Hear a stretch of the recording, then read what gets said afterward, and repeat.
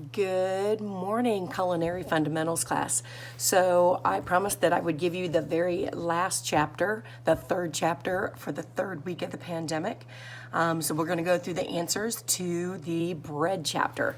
So as we said before in the two other chapters, the first question is all about vocabulary. The page numbers are given, and the reason why that's important for you to know is so that when you're reading recipes and you're making things, you understand the terminology that they're going to use. Starting with the second question, question number 2, it says describe the two methods for making quick breads, and you find those answers on page 668 and 669, and they are the muffin and the biscuit methods. So it says describe, so the answer has to be more than just naming the two methods. So the first one, the method is to measure the ingredients. Step 2 is to mix the dry ingredients together. 3 is to mix the liquid ingredients together. Then you make a well in the dry ingredients, like an indentation in the dry ingredients, and then you pour the liquid ingredients in there and then fold. So when you fold, you basically flip the dry ingredients onto the wet. You don't stir it. You fold it. It's a lot lighter. It doesn't work the gluten so that you have fluffier or flakier product. And then the next one is the biscuit method, and the biscuit method talks about the fact that you measure the ingredients. That's step number 1. Step number 2 is you combine dry ingredients, you combine the liquids, then you cut in the fat. So with biscuits, you usually have like shortening, maybe butter, and you use a pastry blender, or you can use 2 knives to cut the fat into really tiny pieces and incorporate that into the flour first. What happens then, the next thing is you make a well, just like you did before. You make an indentation, and then you pour the liquid ingredients in. The trick is to only fold, or to only mix until they are just moist. You'll see that the flour comes away from the side of the bowl. I'm just noticing the light in the back, so maybe that'll be better. Okay, and the one thing that I want to tell you about biscuit is that when you have that fat in the flour, when you cut it in, then when you make the biscuits, as they bake, those little pockets of fat melt, and they leave a little tiny like airspace, and that's how you get flakiness. So you definitely don't want to overdo that step of biscuit making.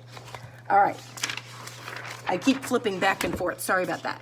So number 3 is describe the methods for making yeast breads, and it's called the conventional or the quick mix method. And so you can find those answers on page 672 and 673. So let me get to those pages and tell you what I need for those. So in the conventional method, there are 4 steps. The first step is to dissolve the yeast in water, and that has to be done with fairly warm water. It should not be hot, as you can kill yeast. So you want it warm, and they give you the temperatures of 105 to 115. I generally don't use a thermometer when I make bread.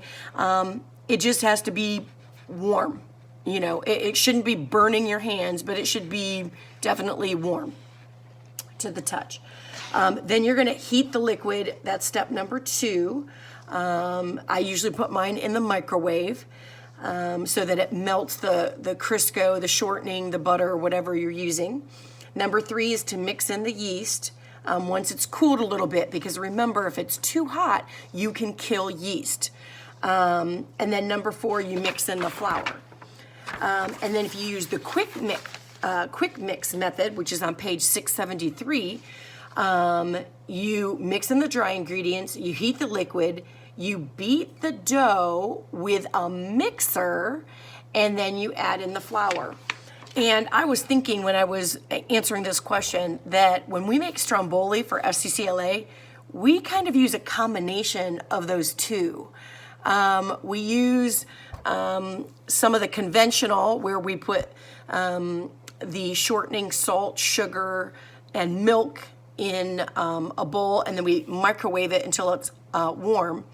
And then we put the dry yeast in with the flour in the mixing bowl, in the big mixer bowl, and we pour that in and use the mixer. The flour kind of cools off the mixture so that it doesn't kill the yeast.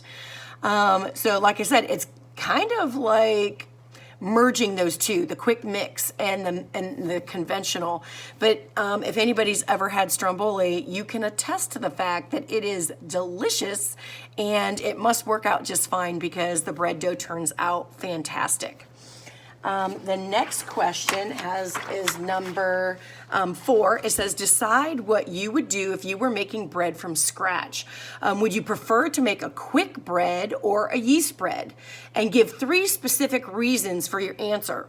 So I'm gonna give you both answers because I don't know which one you're gonna pick. So a lot of people are going to pick quick breads. Duh, they're quick. So within about a half an hour, you have a really awesome bread product.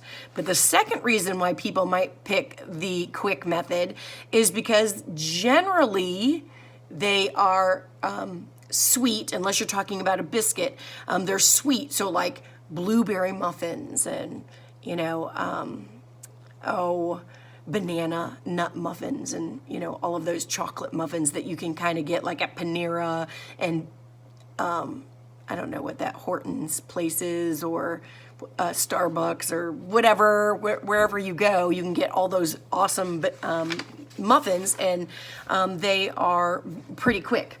It is also a super great way to use up extra fruit. So like if you have a banana that's super ripe, or you need to use it up, so it can use maybe some things that you also have at home.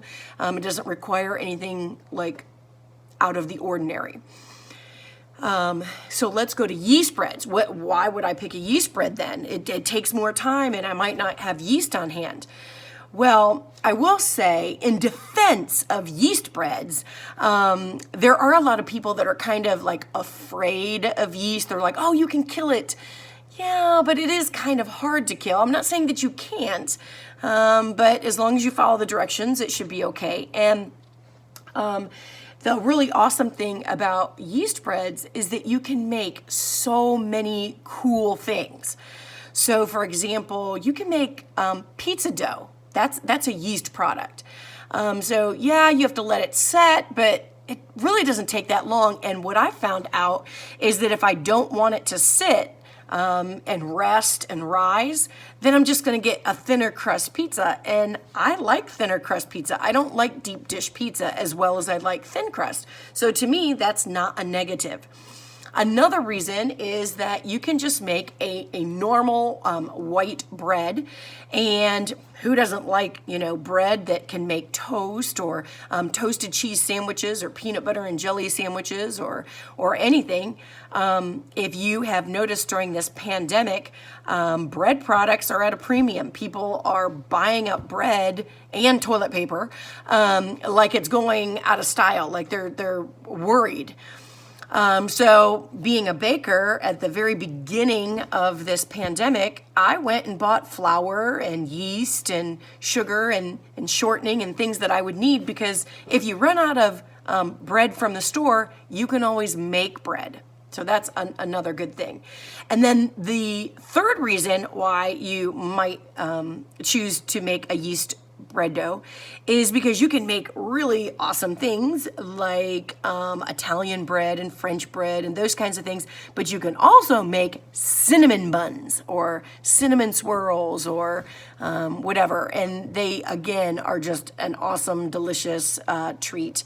And so far, over this last 3-week break, the Bruces have made blueberry buckle, and we made banana bread, which is delicious. We make it with banana Greek yogurt and banana pudding mix. So those are my top secret ingredients, and it just makes it so delicious. And we've also had homemade white bread. So I know that homemade pizza is on the horizon, and we also like drop biscuits. So I don't know if you've ever had the Red Lobster cheese garlic biscuit. It is really delicious, and it's really super easy to make a savory biscuit. It's a drop biscuit, so it doesn't have to be rolled out, and it's not as fragile as the normal biscuit method. Okay, so let's get to number 5. It says, predict what would happen if you made muffins by stirring the dry and liquid ingredients together until they were thoroughly wet. So on page 668, it's explained that you are supposed to minimally mix. And a lot of times when you make muffins or whatever, it will say, just stir until moistened. You might even have some pockets of, some dry or whatever, but as it bakes, it kind of mixes and wets that. So as long as you fold it real quick and it can still look lumpy and maybe it has some dry bits in it, but it should be fine. And if you don't do that, you are going to get tough biscuits or tough muffins. They're going to be flat. You might even have tunnels. So when you're done making a muffin, cut it in half and look at it. If there are like air tunnels, then you might have overmixed it because you got air into the batter, and then that air had to escape so that when you baked it, and the steam started to rise out of that air, it created that tunnel. It's called tunneling, duh. And then that's how you know you overmixed it. So this one says, number 6, it says evaluate the consequences of over kneading dough for rolled biscuits. So on page 670 again, it says that you will have tough, condensed biscuits. They will not be light. They will not be flaky. And it says if you want a light, flaky product, make sure that you do very little kneading. One time I made biscuits, and because I'm a crazy lady and I also teach this, I counted how many times I kneaded it. I kneaded it 9 times, which is hardly anything. And they were super light and super flaky biscuits. Okay, this one says, number 7, identify which type of biscuits you would make if you wanted them to have a slightly rustic, imperfect appearance, and explain your reasoning. So on page 671, they talk about the drop biscuits, and drop biscuits are not uniform. So when you have a rolled biscuit, you roll them out, you cut them with either a glass or a biscuit cutter, if you have it, a cookie cutter, and they are all pretty much the same shape. They're very symmetrical. And with drop biscuits, you kind of scoop the batter and you slide it off onto your baking sheet, and they are not as uniform. Some of them, bake and they're crooked, or, some of them are mounded, but they're not exactly the same shape. And so if you wanted something, again, like a Red Lobster garlic cheese biscuit, then that's exactly the kind that you would make. They look more rustic.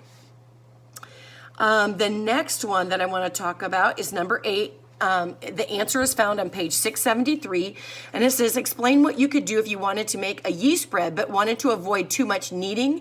You would use the quick mix method because they use a mixer, and what the mixer does is the same thing as what kneading does. You are activating the gluten, which is a protein inside the flour. And the more you activate it, the more you mix it, the stretchier, the more elastic it gets. And I always talk about when I'm making stromboli with my FCCLA kids, I talk about having sassy dough that talks back. That's air quotes, talks back. So when you push on the dough, it springs back. That's that elasticity that I'm talking about. And you get that from using, I think, a mixer, which activates that gluten a lot better than kneading.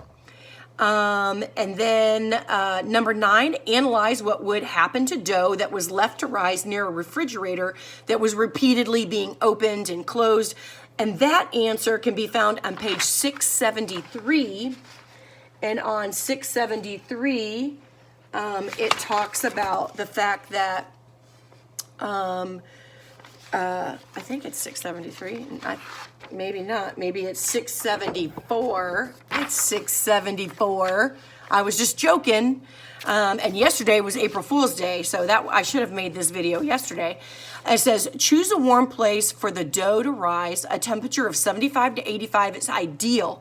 It says, avoid drafts. So that's exactly why you wouldn't want to put dough next to a refrigerator that you were opening and shutting, because it would get a draft and it would slow down the rising process. All right, one last one. Number 10, describe 3 original, creative, and realistic possibilities for shaping yeast dough. So I picked dog bones, because we're the Bulldogs, dog paws, and Easter bunnies, because Easter's coming up. But I'm going to tell you something. Sometimes it does not work out exactly how you expected. Like, I made dog bones and they looked awful. In fact, if you go onto Pinterest and look up Pinterest fails, hilarious. You want to laugh? Look at it. What they do is they show like what a culinary person or a chef would make, and then somebody who tried to make the same thing at their home and how awful it turned out. Hilarious. And I've made tons of those too. I am honest about being able to be human and make mistakes when I bake, when I cook. It doesn't always turn out perfect, but mostly it tastes good. Like if you put great ingredients in, it should at least taste good, even if it doesn't look exactly like how you expected. And so I just want to thank you for tuning in. Make sure that you turn in all of your answers to your chapters. You can take a picture of them and put them in an email. You can attach them to a Google Doc, whatever you think is easiest. And I will see you real soon. Talk to you later.